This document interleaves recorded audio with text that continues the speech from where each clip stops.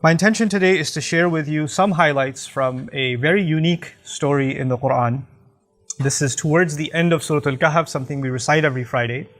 And that's a sunnah way, the prophetic way of letting us know that there are lessons in the surah that are going to be relevant in our everyday life. And we need to review them and renew them, especially on the day of Friday. And this guidance is going to protect us from all kinds of difficulty. The story itself is very long, and if I went into too much detail, it would take longer than the allotted time for the khutbah, but there are things in particular that I'll try to highlight, and I recognize that there are those of you that are listening that may not be familiar with this story, so I'll give you some synopsis as we go. This is one of the events in the life of Musa alayhi salam. The chronology of it is not known, but it seems it's very much later on after his great missions have been accomplished. The challenge against the Pharaoh is done, the crossing of the water is done, the Israelites are somewhat, they're in the desert now, etc. And it seems it's in that time frame that Allah Azza wa Jal calls him to task. He gives him a mission, essentially that he has to go learn something. The first thing I'd like to highlight is Musa alayhi salam's commitment to learning. He says, what I recited in the beginning of this khutbah, he said to his young student, you can say his intern, his fata, his young man, in other words, he took an assistant with him, and he says to him, لا أبرح حتى أبلغ مجمع البحرين أو أمضي حقبة. I'm going to continue and stay committed to this journey until I reach the place where two oceans meet. Even if it means I have to spend multiple lifetimes finding it. He's telling this to his student. And all of this, the purpose of this journey is he's going to learn from someone. So the first thing he's teaching his student is that more than anything else, he himself is a student. And he's teaching his student his own commitment as a student. It doesn't matter if it takes me multiple lifetimes to find this destination or not, because I don't know exactly where it is. I'm just heading in this direction and you're coming along with me. But don't ask me to quit, because I'm not going to. I'm that committed to learning. This is Allah's way of also teaching us that the knowledge He's about to learn isn't something trivial. Of course, you know that Musa alayhi salam is the most mentioned prophet in the Quran. He's also the recipient of the largest revelation. The Torah is significantly much bigger in volume than the revelation of the Quran. And he's, by that definition, he's actually the most knowledgeable of all human beings until that time. He has more knowledge of revelation than anybody else that has been given. And yet, this man is now being told, alayhi salam, that he is going to go learn. And by the way, his followers, what are they called? They're called people of the book, meaning people of learning. The people who take his religion, and even though they've made changes to it, they're called ahbar, people of ink. In other words, this is the messenger, alayhi salam, who inspired so much learning and so much knowledge that came after him. His people became known as the people of knowledge and the people of information and the people of the book. In any case, he's going to learn something that requires an extra effort on his part. Even if it takes him lifetimes, there's something unique and valuable about these lessons that even the book of Allah at the time is not going to teach him. He has to learn this from somewhere else. Even the Torah doesn't have this answer. And Allah won't just give it to him. He won't just reveal it to him. Allah says in the Quran, وَكَلَّمَ اللَّهُ مُوسَى تَكْلِيمًا. Allah used to speak to Musa alayhi salam directly, in direct communication, and engage with him in a very rigorous communication. And yet, Allah says, no, this is not the kind of learning that even Allah will teach you directly. You're going to have to go on a journey. So it is a very unique circumstance. You don't just pass over this little bit of information. You have to appreciate what's going on here. The most knowledgeable person in the world at the time is now being told, you have to go learn a lesson from somewhere else. And so he goes on this, what seems like an endless journey. Who is this person that he's going to learn from? What are his credentials? I mean, if Musa alayhi salam is the most mentioned prophet in the Quran, is going to become a student of someone, we must really learn his name and acknowledge him. So now when we get to that, Allah Azza wa Jal, all He says is, فَوَجَدَ عَبْدًا مِنْ عِبَادِنَا. They found one of our servants. Literally, the Quran describes this teacher of Musa alayhi salam as one of our servants. I know that in our narrations and some of the opinions, we find his name to be Khidr, or Khidr is pronounced differently. Quran deliberately does not mention his name. You would think this is a very important individual, and there's even an argument whether it's human or angel. It's not an issue in the Quran. The Quran didn't ask that question. We don't have to ask that question. The Quran gave us one bit of information about him. He was one of our slaves. What does that do? That actually teaches us something profound about those who reach the heights of knowledge. They are nothing more than a slave of Allah. Their titles, their credentials are insignificant before Allah. He's a mysterious figure that Musa alayhi salam just knows, this is the person I have to learn from. And it's really interesting also, Musa alayhi salam does not ask him his credentials and say, so I'm supposed to learn from you? I mean, where did you graduate from? What revelation do you get? Well, who are you supposed to be? Like, when you're learning from someone, you want to kind of size them up. There's nothing like it. Musa alayhi salam straight up goes to him and says, هَلْ أَتَّبِعُكَ عَلَىٰ أَن تُعَلِّمَنِي مِمَّا عُلِّمْتَ رُشْدًا. May I follow you? And he didn't say, هَلْ تُعَلِّمُنِي? Could you just teach me? I came all this way because apparently you know some things I don't know. So why don't you just tell me? I'm already tired. لَقَدْ لَقِينَا مِن سَفَرِنَا هَذَا نَصَبًا. Quran also describes Musa alayhi salam on this journey. We've been pretty exhausted. Mind you, this is the same Musa alayhi salam who's crossed the water, who's been in the desert, who's done quite a few pretty exhaustive things, who's been in Madi and almost dying of dehydration to find water. This is the same Musa that went on this journey and says, I'm pretty exhausted by now. And after this exhaustion, he doesn't just say, can we just sit down here and learn now? Because it's been a pretty tough journey for me. He says to this individual, this abd bin ibadillah, he says to him, هَلْ أَتَّبِعُكَ? Can I follow you? This is interesting because what he's going to learn isn't just words. He has to follow him. This is a kind of learning that will come from experience. It's not book knowledge. It's not classroom knowledge. It's experience knowledge. And this is something Musa alayhi salam already knows. This person will teach me something that cannot come from books or words. He's going to show me certain experiences. So he's asking permission to follow him, and only by living those experiences will I learn something. And of course, his response is, you don't have the patience for it. لَن تَسْتَطِيعَ مَعِيَ صَبْرًا. I don't see you as capable of withstanding what's going to be coming. I don't see that you have the grit, the perseverance, the patience it takes to learn these lessons. And Musa alayhi salam then convinces him. And by the way, Musa alayhi salam could have also said, excuse me, I don't have patience. You know who I deal with? I dealt with Fir'aun. I debated with him. You know whose leader I am? Banu Israel. I don't have patience? You know what the kinds of things they've said to me? He doesn't say that. Clearly, Musa alayhi salam, you and I know, his patience has been tested throughout his life. Throughout his life, time and time again, his patience has been tested. And yet, these lessons, his teacher is telling him, they're not that easy. It's going to test your patience. You're going to lose it.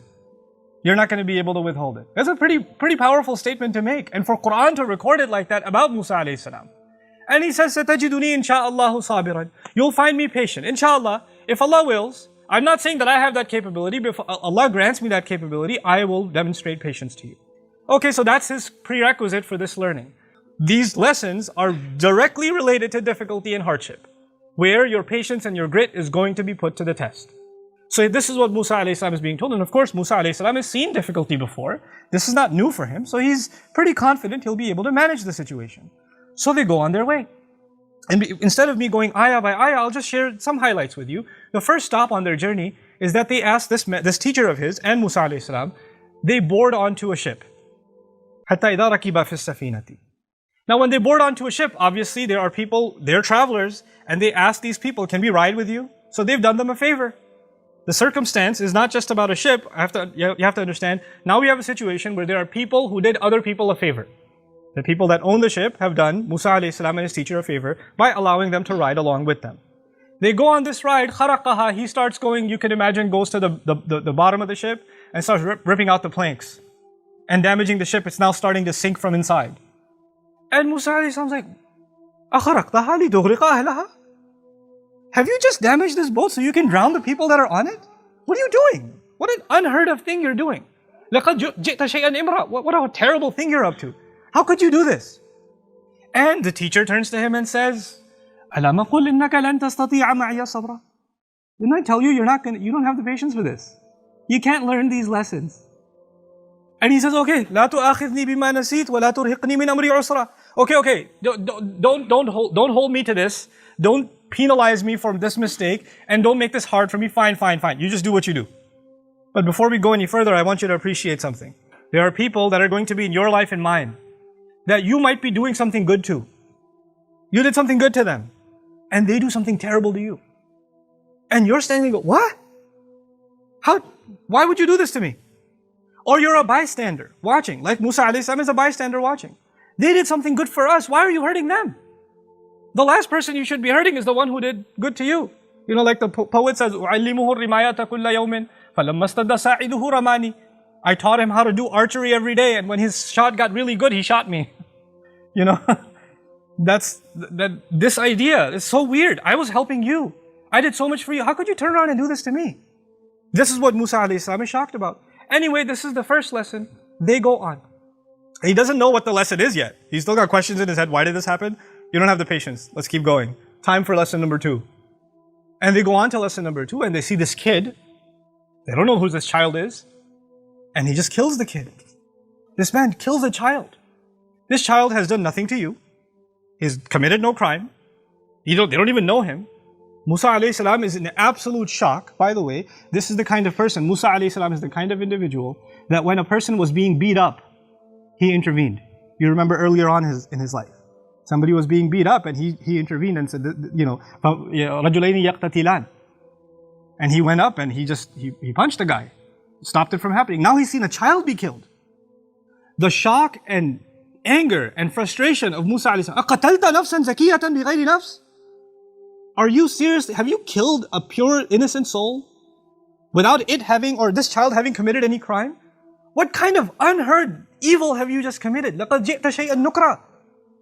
And the teacher turns to him again with this corpse of a child in front of him and says, أَلَمْ أَقُلْ لَكَ إِنَّكَ لَن تَسْتَطِيعَ مَعِيَ الصَّبْرَ. Didn't I say to you, you're not going to have the patience for this. You can't handle this. قَالَ إِن سَأَلْتُكَ عَنْ شَيْءٍ بَعْدَهَا فَلَا تُصَاحِبْنِي. Okay, he said, fine, if I ask you anything else, then okay, you don't have to accompany me. I got it. Okay? قَدْ بَلَغْتَ مِن لَدُنِّي عُذْرًا. From my end, I have no excuse. You have every reason to leave me. If I cross the line one more time, I've been disqualified. Now we've got 2 circumstances so far. One in which people did good to them, and apparently they did bad back. In the other, nobody did anything to you. You have nothing to do with this one. Why would you harm them? Why would you do something to them? And this is also something unfathomable for Musa alayhi salam. And then you get to the third circumstance.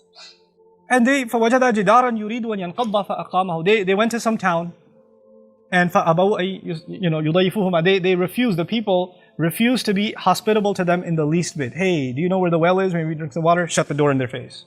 Pushing them around. Nobody's offering them any help. And they're clearly not welcome where they are. أَبَوْا يُضَيِّفُهُمَا is, I don't know, as a kid I watched a lot of Western flicks. A guy walks into a salon and everybody somebody's chewing on a straw just staring at him like there's about to be a gunfight or something. Like, they're not welcome here. What you doing here, stranger? That kind of thing. So when that happens and they're not welcome, they're walking by and they see this monument type wall that's broken down and it's tipping over. يُرِيدُ أَن يَنْقَضَّ. It looks like it's going to tip over and damage the whole street.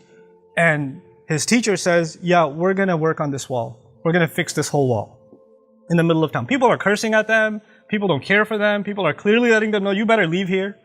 You better get out of here. And they're fixing the street in the middle. They're fixing this wall in the middle. And Musa alayhi salam's like, these people are terrible to us. And they won't even give us so much as a sip of water. We've been working and laboring here all day building this wall. If you wanted, you could have been paid for this work at least. Maybe we would have gotten a couple of dollars here and there, and maybe we would have eaten something. But that much, and he says, this is it. This is the time you and I part. هَذَا فِرَاقُ بَيْنِي وَبَيْنِكَ. It's interesting, the story began where 2 oceans meet, and it's ending where they part. These 2 are now parting. And in a sense, they're both also oceans of knowledge. Musa alayhi salam is the ocean of knowledge of revelation. And this teacher of his is the knowledge of this other kind of knowledge that doesn't come from books. But now they're parting. And so now he tells him the reasoning behind all 3 of these. There was a greater plan from Allah.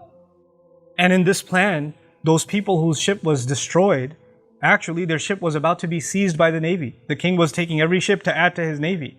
When they came by their ship, they saw the ship is damaged. They said, no good for the navy. They let it go. They're going to suffer damages. They're going to have to fix it up. But at least they still get to keep their livelihood. They can still earn a living.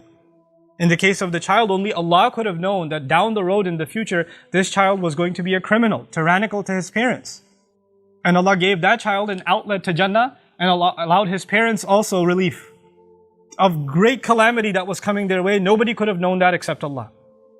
In the case of this wall, Allah was looking out for 2 orphans in that town that was so mean to them, whose father left a great deal of money behind, and that money was buried under that wall. If that wall tipped over, people would have seen that treasure. They would have, the kind of people they are, we know what kind of people they are, those kids wouldn't have seen a penny of it. That would have been eaten up by somebody else. And Allah wanted that those kids grow up one day and are strong enough and to protect their assets, and then they dig up what is theirs. This was Allah's plan. But in all of this, none of this makes any logical sense. I mean, unless you know Allah's plan, you're not going to know the logic behind something terrible that happens. What I'm getting at is sometimes you're going to do good for people and you're not going to get compensated like that wall. Sometimes people are going to do terrible things to you. You haven't done anything to them. Sometimes you've done good for them and they only do horrible things to you or somebody else. You see these things around you. And when this happens, your patience is going to be tested.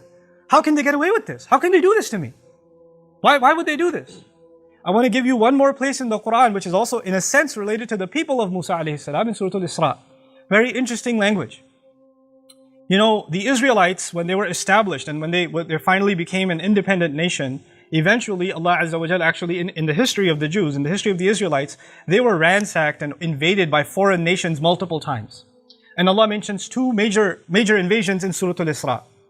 But the way He mentions it, understand that the Israelites, the Jewish community of the time, we consider them the Muslims of that time.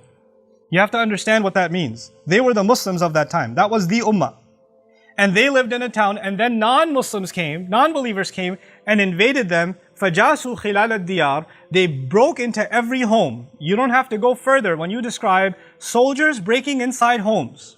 Then you know what happens next. That doesn't have to be spelled out. Everybody can know. Anybody who understands war knows. When militaries go into civilian towns, all unnamed kinds of atrocities take place. But that army that came in, you know what Allah called them? He says, بَعَثْنَا عَلَيْكُمْ عِبَادًا لَنَا أُولِي بَأْسٍ شَدِيدٍ. We appointed over you, meaning we sent to invade over you, servants of ours. The strangest phrase.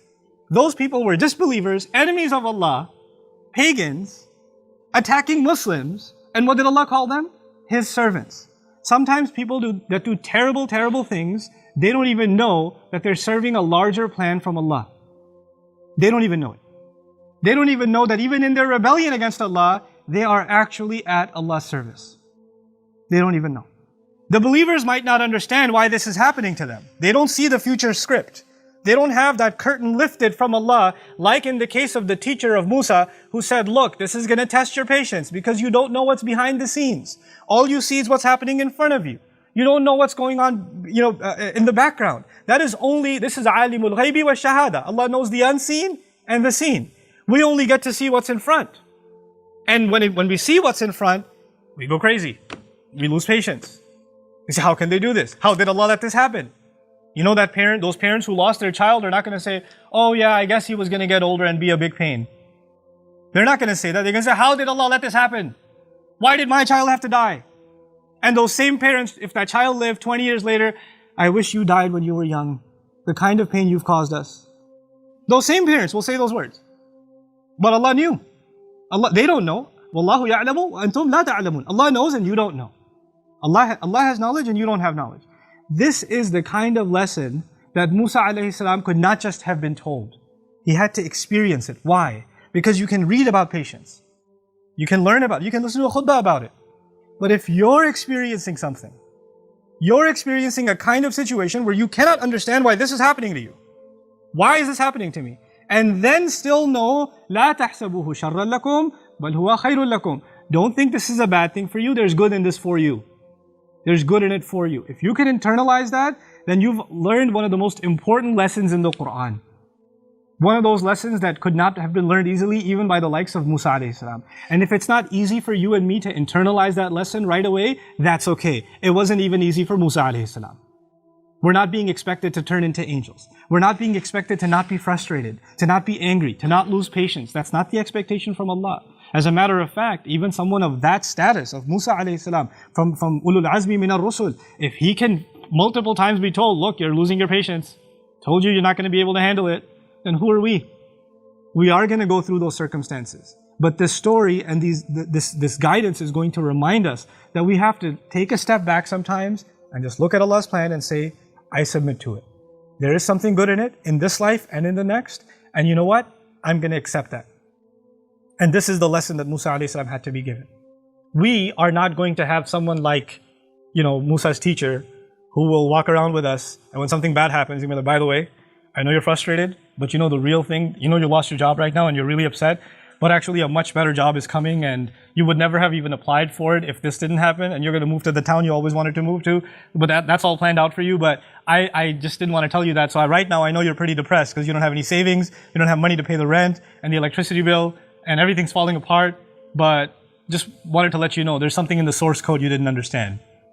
That's not going to happen with us. That's not going to happen. That's only with that messenger and that lesson that he had to learn. And through that we know that there's always a plan. Because of this story, we know there's always a plan. And the plan of Allah is always meant to be something good. You know that knowledge that this man had, or this individual had, I'd say, to be careful. How did Allah describe his knowledge? He says, آتَيْنَاهُ رَحْمَةً مِّنْ عِنْدِنَا وَعَلَّمْنَاهُ مِن لَدُنَّا عِلْمًا. He says about this individual, Allah gave him a mercy that comes especially from us. And then secondarily, he says, we gave him a knowledge that comes especially from us. In other words, that knowledge that he has, before it is even knowledge, it is a mercy.